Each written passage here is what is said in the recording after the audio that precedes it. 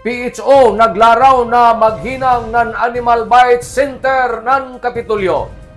Sa dili madugay ang kagamahanan nan probinsya nan Surigao del Norte magpabarog nan Animal Bite Center.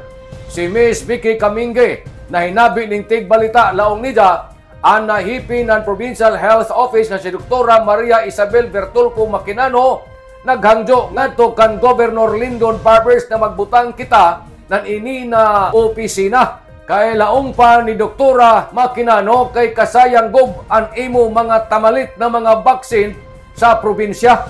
Kay an nahitabo ini kuman jaoy mga LGU adto na mga jo sa PHO nan medisina. Bisan gani ang Caraga Regional Hospital adto sa mag-adyo sa PHO kon Provincial Health Office. Amo nga nakalaong si Dr. Maquinano ngadto kan Governor Barbers ay may mas maradaw kung magpa-accredit rakan ang PHO para ang tag-invest na vaccine may balik rasab ang income kay kung ma-accredit na ang PHO ng Animal Bite Center magbayad man sab jaon sila sa PhilHealth ngadto sa PHO.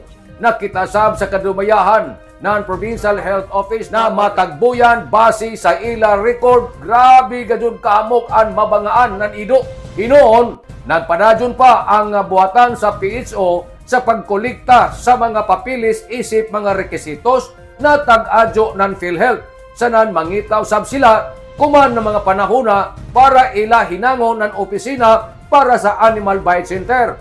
Gani si Dr. Maquinano tapos nang nakatraining sa nan isa ka nurse.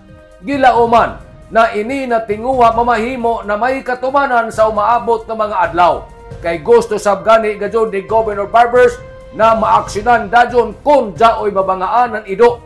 Kay sayod kitang tanan ang rabies makamatay kung dili dajon madapatan ng tambay laong ni Governor Lyndon Barbers.